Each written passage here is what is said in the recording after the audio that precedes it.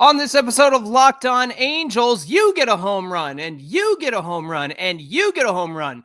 The Angels pour on the runs in the finale of this three-game set against the Rays. They win their fourth series in a row, and Jo Adell does something that hasn't been done since, checks notes, Kendrys Morales in 2012. Plus, is Kyren Paris legit? We're answering your Fan Mail Friday questions and recapping yesterday's big win. It's all happening. It's time to get locked on with Mike and John, and this is Locked On Angels.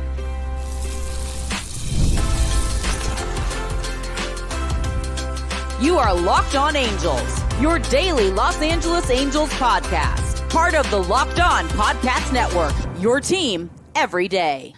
Thanks for making Locked On Angels your first listen of the day. You can find us anywhere you get your podcasts, including Apple Podcasts, Spotify, and SiriusXM by searching Locked On Angels. If you want to help Mike and I out and give back to the Super Halo Bros for all this Super Halo content, here's some things you could do. The best thing you can do is leave us a rate and review on Apple Podcasts. If you're watching on YouTube, hit that thumbs up button, hit that subscribe button. Helps put us in front of other Angels fans who might not know about Locked On Angels. And YouTube says, you know what? This person seems like an Angels fan and they might like this show. So we'd love for you to help us out with that. Whether you're watching or listening, come on over to YouTube, leave a comment, find today's show. It's the best way to get in touch with us and be part of the conversation. Thanks for being here for this edition of Locked On Angels, where it's your team every day. My name is John, and my brother Mike and his son are at a show, and so I'm rolling solo, and Mike is super mad that he missed out on this episode because it was such a great win on Thursday, so I'm excited to talk about this one with you. Of course, Mike and I make up the Super Halo Bros. We've been at this for 3 years now. This is our fourth season here at Locked On Angels. We're here 5 days a week, Monday through Friday, every single weekday. On today's show, we're taking your Fan Mail Friday questions, including which Halos have been clutch, and is Kyren Paris legit? Is he too legit to quit? Well, I'm going to get into that, and I have some really good information for you coming up later in the show. But first, let's get into that huge series win against the Tampa Bay Rays. Man, it feels good to have 4 series wins in a row. That's all you can ask for. Just keep winning series, baby. I know that Wednesday night was disappointing, but the fact is, we knew the Angels had a chance to win the series on Thursday, and that's exactly what they did, and they did it in grand fashion. The Angels matched team records and poured on the offense with 6 home runs. Mike Trout had 2 home runs. Taylor Ward had 2 home runs. Jo Adell had 2 home runs in the same inning, something that hasn't been done on the Halo since Kendrys Morales at Globe Life Park against the Rangers in 2012. I remember that game. I remember where I was. I remember watching it, and it was a slugfest between the Angels and the Rangers. Remember, it's not Globe Life Field, their new park. Globe Life Park was a hitter's park, so Texas always had the ball flying around the yard. This is the third time the Angels have had 3 different players have multi-home run games in the same game per Angels PR on Twitter. July 14th, 1990 versus the Blue Jays, it was Dante Bichette, you might know his son, Bo Bichette, Brian Downing, and Dave Winfield. In April 21st of 2000 at Tampa Bay, actually, at the Trop, that I miss very much, it was Troy Gloss, Tim Salmon, and Mo Vaughn. And then the Angels' 4 home runs in the 5th inning in yesterday's game matched a franchise record for a single frame. It happened May 28th, 2000 at Kansas City. And you might remember this one. Remember when they poured it on the Colorado Rockies in Colorado? That was June 24th, 2023. That was a series they lost, by the way, despite, I think, scoring 25 runs in that game. Now, I don't like to toot my own horn. And by the way, I'm wearing the giant A for a giant win yesterday on my hat because it's an oversized A. It's ridiculous. It's got Mike Trout's number and signature on the bottom. And it's an oversized A for an oversized win. So that's why I'm celebrating with this ridiculous hat. If you're on the audio side, come on over, check out this giant A hat. I think it was a giveaway hat, by the way. So I believe on yesterday's show, I said the ball was going to fly around the yard during a day game. And the reason being is that the Angels have been hitting the ball extremely hard. And for some reason, George Steinbrenner Field was keeping all of those hard hit baseballs in at night. I don't know if there's a wind pattern, a jet stream. We all know that everything was being hit out to right field, but anything opposite was getting knocked down. But not during the day, apparently. And here's what I like about all of the home runs from Thursday's game. I know that sometimes the Angels can rely on the long ball way too much, and that is not always sustainable. We saw it come back to bite them in Wednesday night's game. 2 back-to-back innings, the first 2 innings of the game, they didn't deliver with the bases loaded. And Mike and I pointed out yesterday's show that hasn't been them this season. That looks like the team of old, where they're stranding runners in scoring position and not getting sacrifice flies. They've been doing so much better at that, especially in this last week. They've been putting the ball in play, getting sacrifice flies. So for them to strand runners in scoring position, the bases loaded, 2 innings in a row, that was a problem for me on Wednesday night.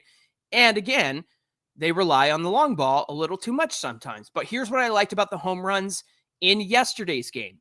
The Angels had runners on when those home runs happened. Ward's second homer, Tim Anderson had an infield single right before that. Trout's first homer, Rengifo had a single right before Trout.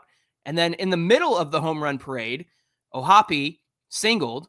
Kyren Paris got on base through catcher's interference, and that's because he sits way back in the batter's box. I don't know if you've noticed that. Brent McGuire, Locked On Angels Hall of Famer, had a great tweet about that. You should check it out. So with 2 on, Adell hits his second homer of the inning for a 3-run home run. And we also saw Logan Ohapi double, and then Nolan Shawnuel drive him in with a ground rule double. So to have runners on base and the Angels hit all those home runs, it wasn't, a solo shot here, a solo shot there. I know there were some solo shots, right? Taylor Ward led off the game with one. Mike Trout had one late in the game. But the fact is, the Angels had runners on and made these home runs count. And I think that's why it's such a big difference when it comes to how the Angels scored their runs yesterday. Here's the really nice thing. The Angels really only needed 2 runs to win this one. And that's because Jose Soriano and Ryan Johnson were both really good. But that that extra run padding, that cushion that Soriano had because of all the home runs, and he had a huge lead. That it was great for his confidence and allowed him to pitch much more free and easy. Here's Soriano's line for the day. 7 2/3 innings pitched, 5 hits, 1 earned run, 3 walks, and 4 Ks. Now, 3 walks, that's okay. 4 Ks, that's okay. Soriano has been a little bit more sharp in the past, but I would attribute that to maybe pitching a little bit more free and easy, not worried about runners on when you have such a huge lead, and he held it down. 13 ground balls for 16 of his 23 outs in this one. And then with such a huge lead, they go to Ryan Johnson to close out the game, an inning and a third, finishes it up well, gets a strikeout. So really just a great performance all around from this team. I love the way that Jeff Fletcher of the OC Register put it. This is what he tweeted out in his preview for the article and the write-up that he did. He said the Angels had the perfect recipe for Steinbrenner Field. They hit everything in the air, and they made the Rays hit everything on the ground. It added up to 6 homers and a blowout victory and another series victory.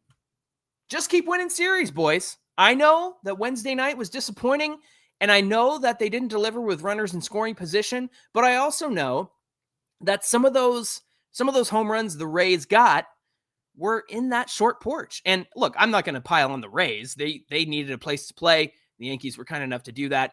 But man, it was so frustrating to see somebody like Jose Caballero get his first career grand slam. It's a short porch grand slam off Kikuchi. Kikuchi was frustrated. Reed Detmers was frustrated when Yandy Diaz hit that ball off the end of his bat and it goes out for a home run. So they were clearly upset about that.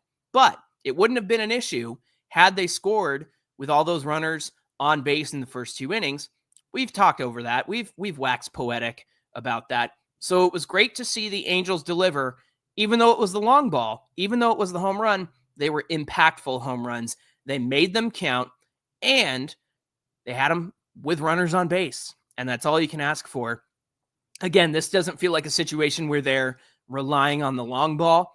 And again, if you were to rewind this one and make it 2-1, and let's pretend that's the way they got it done, that would have been Taylor Ward's leadoff home run, and it would have been Nolan Shonowell's ground rule double that scored Logan O'Hoppe. But instead, the Angels pile on the insurance, their 4th series win in a row.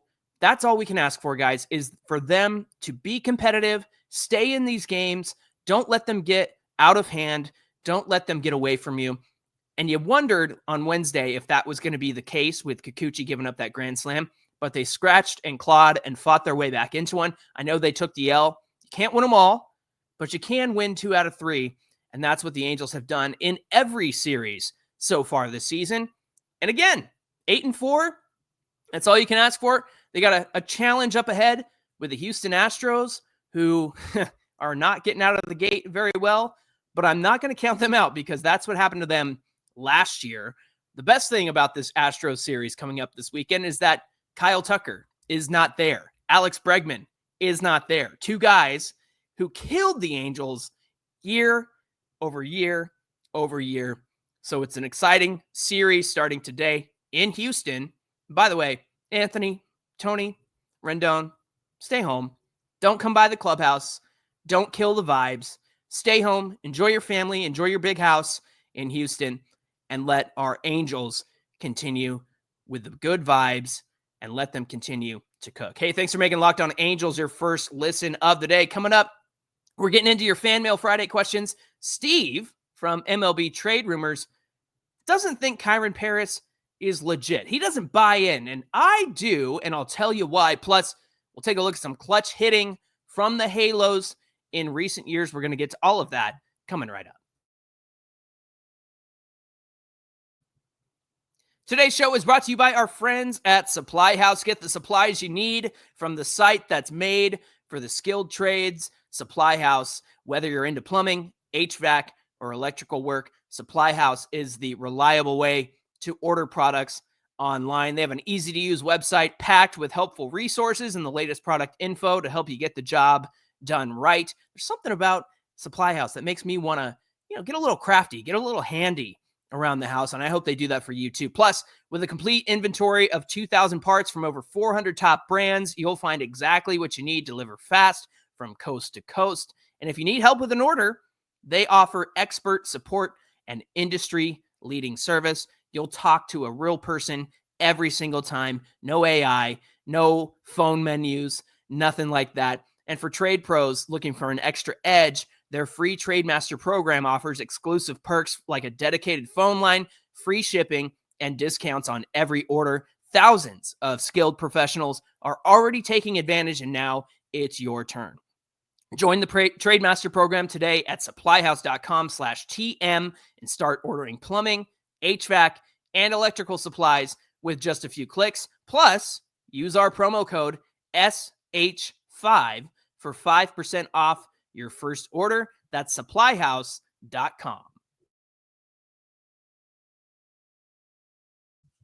This is the Locked On Podcast Network, where it's your team every day. We thank you for making Locked On Angels your first listen of the day. We're getting into your Fan Mail Friday questions, and we had some great ones come our way. And that's the thing, is when we do Fan Mail Friday, it really matters what you guys send in. And I was just so thrilled to see some of these questions because it allows me to, buckle up, nerds, put my nerd glasses on and get in to the data and then just answer your questions outright. So John Rodney on YouTube, aka Blame Arturo Ball. Now, I got to tell you the etymology of Blame Arturo Ball. It started out with John using his name on YouTube. Then we got into a joke about, rather than Moneyball, the Angels play Artie Ball.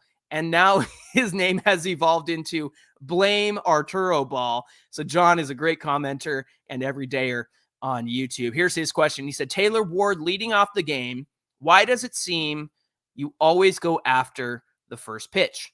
One pitch and a flyout. Whatever happened to working up a count and making a starting pitcher earn his outs? Maybe it's time to switch you out with Kyren Paris' 7th spot and let him continue with his hot bat. So great question from John Why is Taylor Ward always swinging to that first pitch? And John, here is what I think is the issue. Taylor Ward hits fastballs and off-speed pitches like a changeup really, really well. Historically, he's crushed them. The problem is he stinks at breaking pitches. And this is something that we discussed in our one improvement every Angel must make this season episode. That was before the season started. I think it was our opening day episode before the game was played. We talked about one improvement each of the starting 9 needed to make. Ward is constantly sitting fastball this season. And he's laid off some pretty good pitches in the zone because they weren't fastballs.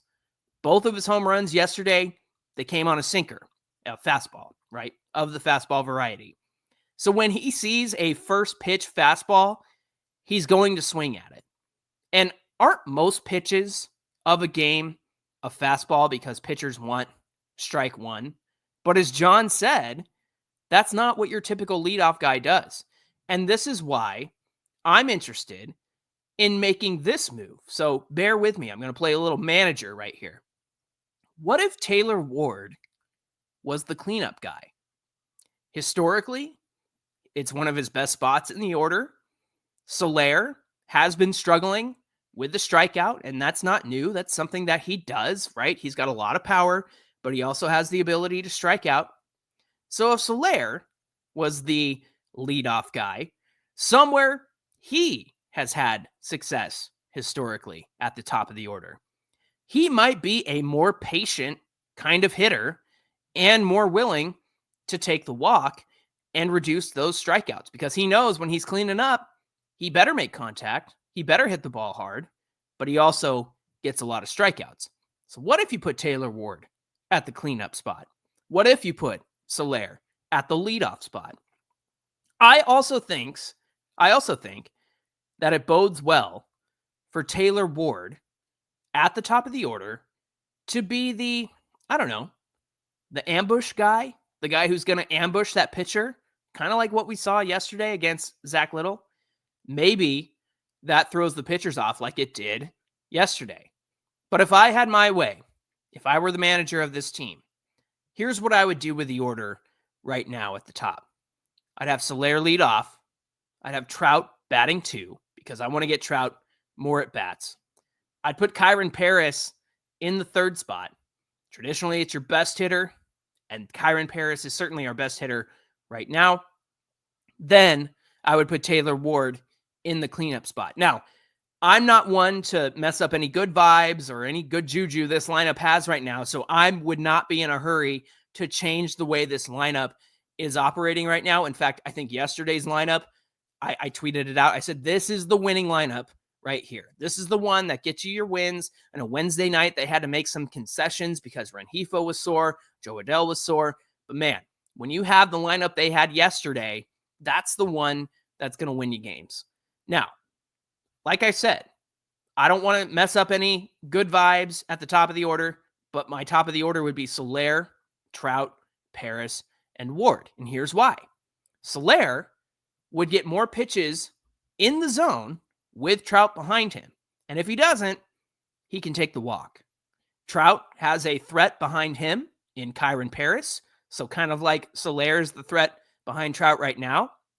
Paris could be that guy for Trout. And then Ward at cleanup means he's going to see more fastballs if Soler, Trout, and or Kyren Paris are on base. Now, Ward's weakness, like I mentioned, is the breaking ball, the slider, something like that, sweeper, you name it.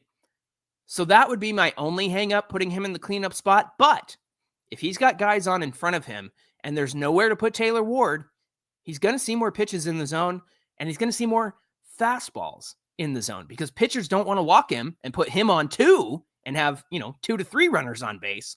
So I think that would be advantageous for everybody. However, I'm not the manager. And again, I don't want to mess up the good vibes of this lineup.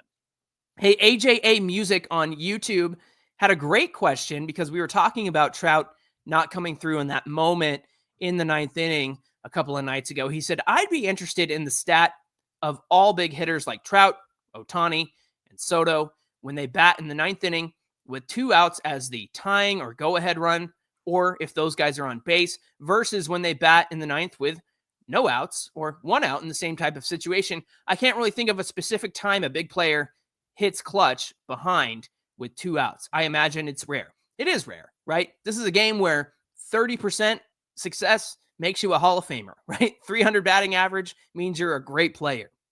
So I did a little research on Baseball Savant to help AJA Music.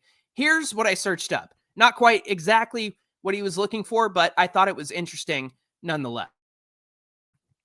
From 2021 to 2024, which Angel hitters have come up with the go-ahead run at the plate and or on base, or the tying run on base and or at the plate in the ninth inning with 2 outs? So a chance to take the lead or a chance to tie the game.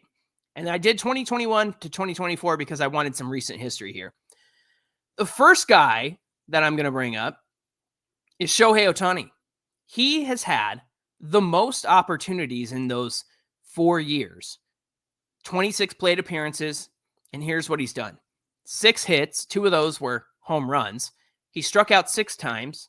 He walked 8 times, and he had a .333 batting average. So of all the Angels over the last 4 years, Shohei has had the most clutch moments with, again, the tying run on base or at the plate, or the winning run on base or at the plate, the go-ahead run, I should say, in the ninth inning with 2 outs. 26 opportunities for Shohei Ohtani, and he did very well in those opportunities. Again, .333 batting average, 33% of the time is a success, right? Mike Trout actually has had 19 of those chances over the last 4 years. And in those 19 plate appearances, he's had 4 hits, including a home run. He struck out 8 times. He's walked 2 times, and he has a .250 batting average in those situations. So not as good there. Luis Rengifo, surprisingly, he's been up 25 times in those situations. He's got 7 hits, no home runs, 6 strikeouts, 4 walks, and a .333 batting average. Here's a surprising one. Mickey Moniak has come up in those ninth inning 2-out situations 18 times. And in those 18 times, he's got 5 hits, including a home run. He's struck out 4 times. He's taken 2 walks, and he has a .313 average in those moments. Hopefully he can deliver for the Colorado Rockies at some point, give them something to cheer about. Taylor Ward has had 25 chances in the ninth inning with 2 outs, with a tying or go-ahead run on base or at the plate. In those 25 chances, he's got 2 hits, no home runs, 8 strikeouts, and 4 walks, with a .105 batting average. So Taylor Ward is not the clutch guy you want in those situations. Maybe that goes against what I said earlier with him being in the cleanup spot, right? How about Zach Neto? Man, I can't wait for him to come back. It sounds like he'll be back around April 20th because he wants to do his full rehab assignment. He's had 17 plate appearances in those situations, 5 hits, no home runs, 4 strikeouts, 3 walks, and a .357 batting average. Here's a surprising one. Nolan Schanuel has had 13 tries in the ninth inning with 2 outs, with a tying or go-ahead run either on base or at the plate. 4 hits, no home runs, just 1 strikeout, 2 walks, and a .364 batting average. So, of all those guys who have come up in clutch situations, the most over the last 4 years went to Shohei Ohtani, Luis Rengifo, and Taylor Ward. And surprisingly, Ward, not so great. Rengifo, he's been really good. And Trout, he's been kind of somewhere in the middle of all of that. So hopefully that provided some insight into just how successful hitters can be. Maybe at some point I will look around the league and see what that looks like over the last couple of years. But that was a really fun question, AJA Music. Thanks for sending that one in.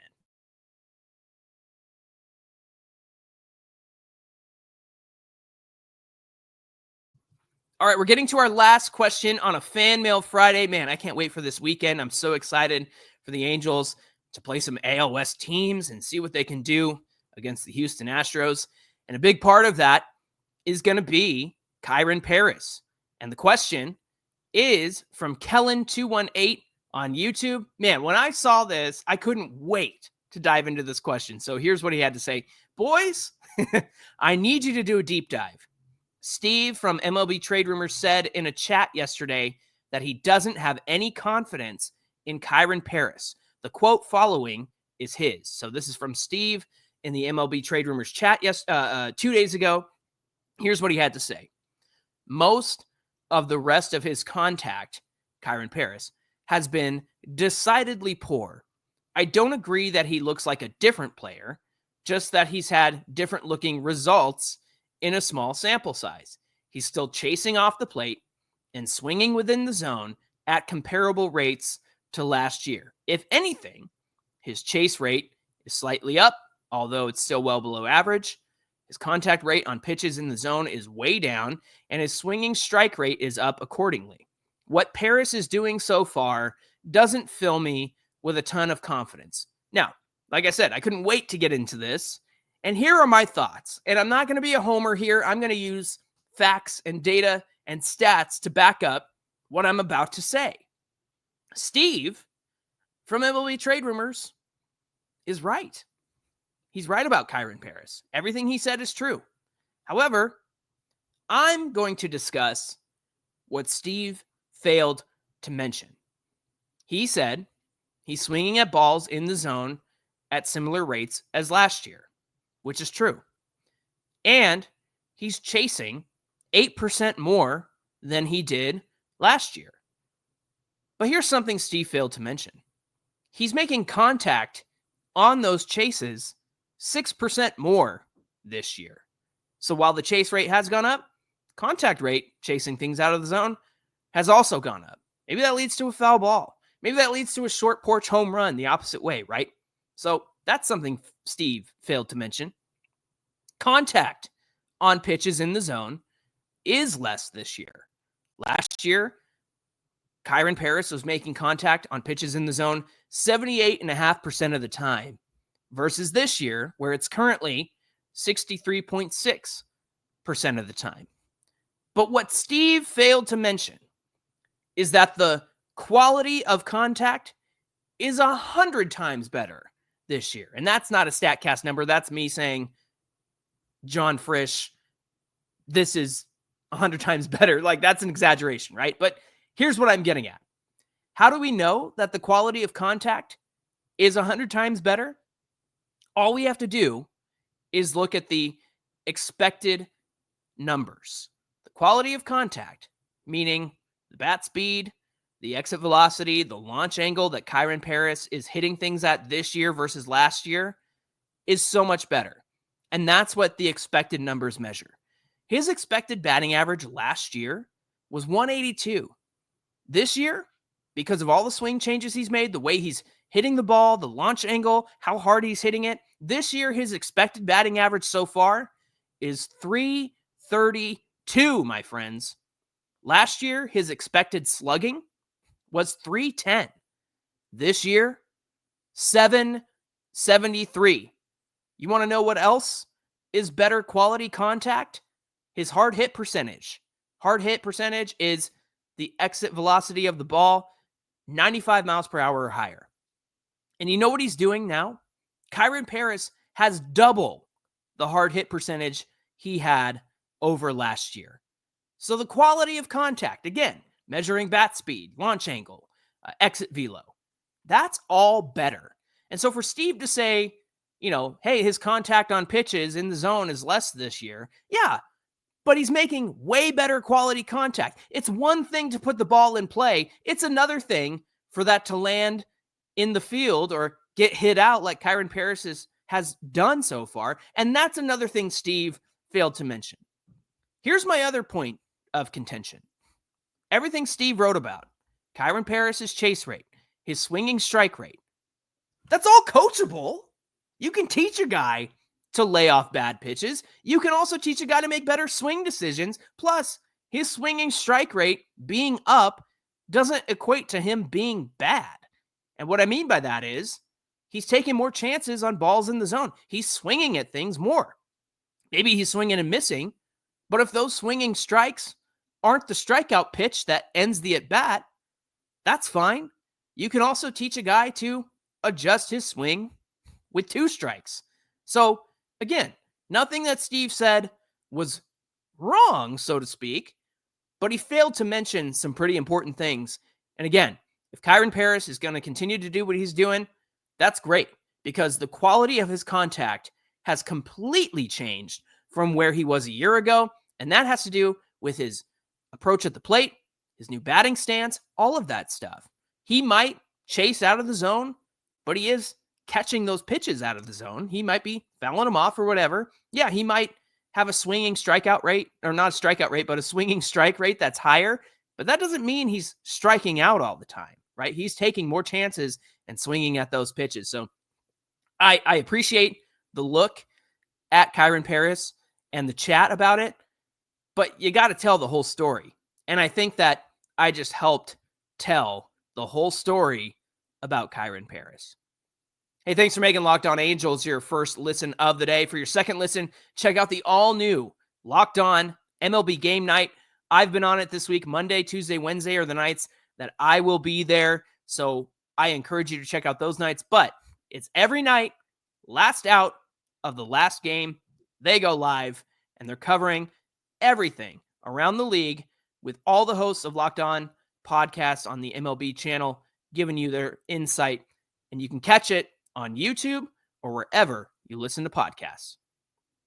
Hey, give us a follow on Twitter at Locked On Angels and Super Halo Bros on Twitter and Instagram. Whether you're watching or listening, come on over to today's show. Get in the comments section. I'd love to hear from you. How do you feel heading into this weekend? How do you feel after the 4th series win from our Halos? When we come back on Monday, Mike will be here with me. We're going to recap the weekend against the Houston Astros. Hopefully they walk away with a series win, and we'd love for you to join us on Monday on Locked On Angels. Until then, my name is John. My brother Mike will be back with us on Monday. Have a great weekend, and we'll see you back here on Monday.